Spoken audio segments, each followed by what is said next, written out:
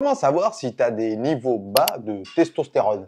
Quelles incidences ça pourrait avoir et pourquoi chez nous les hommes encore plus? Si t'es une femme, reste bien, ça peut aussi t'intéresser parce que vous aussi vous avez de la testostérone. Mais avant tout, j'espère que vous êtes abonnés, mettez-moi des petits likes pour m'encourager et faites-moi un petit coucou en commentaire. Dites-moi d'ailleurs d'où vous regardez cette vidéo, je suis bien curieux. Comme vous le savez, pour le moment, je suis toujours aux îles Canaries, ça fait quelques années maintenant. Vos encouragements m'aident beaucoup à publier beaucoup plus de vidéos parce que créer une vidéo YouTube, ça demande beaucoup plus de temps et quand on n'a pas d'engagement avec vous, c'est super frustrant. Merci par avance. La testostérone, c'est une hormone stéroïdienne. Elle fait partie de la famille des androgènes. Et ça joue un rôle clé dans le développement musculaire, la densité osseuse, la libido, et même sur ton humeur en général. Chez l'homme, 95% de la testo, elle est produite dans tes testicules. Prends soin de tes testicules. Et le reste vient des glandes surrénales. Et chez vous, les femmes, c'est un peu différent. Elle est fabriquée en petite quantité par les ovaires et les glandes surrénales. Mais dans les deux cas, c'est le cerveau qui pilote tout ça via l'hypophyse et l'hypothalamus. Ça vous rappelle vos cours de SVT. En gros, c'est lui qui envoie les signaux de production. Il faut comprendre que, comme toutes les hormones, si elle est là, c'est qu'elle est essentielle. Autant pour ton énergie, ta force, ton bien-être. Et il faut savoir aussi qu'elle joue un rôle clé dans la répartition des graisses et la gestion de ton poids. Jusqu'à là, t'as compris. C'est important. Il faut savoir un truc, c'est qu'à partir de 30 ans, notre testostérone peut diminuer de 1% tous les ans. Et je sais pas si tu as entendu parler de l'andropause, qu'à partir de 40-50 ans, là, on commence à avoir des chutes brutales pour l'homme. Pour la femme, c'est avant, à partir de la vingtaine, et de manière plus significative vers la cinquantaine avec la ménopause. Mais le problème, c'est qu'il y a des choses qui peuvent venir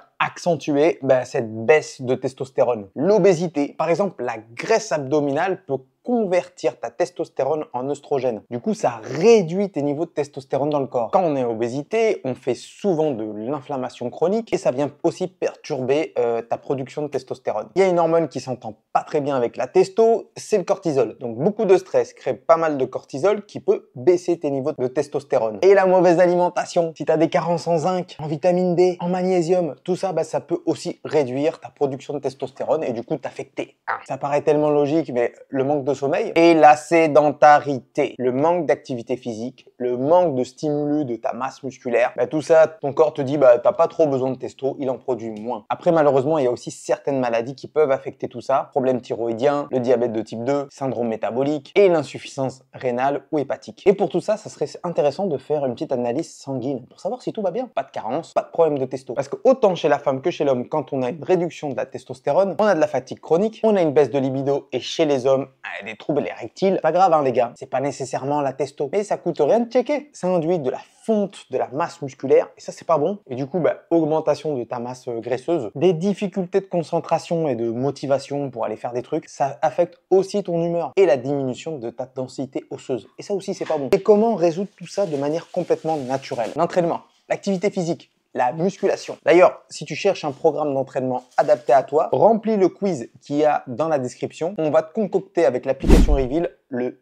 programme idéal pour toi et voir gagner ou maintenir ta masse musculaire. En plus de calculer ton métabolisme, plein d'idées recettes et surtout avec l'application Reveal, vous allez comprendre comment faire une recomposition corporelle et avoir de bons niveaux de testo et éviter le surentraînement. C'est pour ça qu'on vous propose un programme adapté. Au niveau de l'alimentation, privilégiez les repas riches en protéines et surtout de bonnes graisses. Et pourquoi de bonnes graisses? Parce que la testostérone se produit à partir du cholestérol, le bon.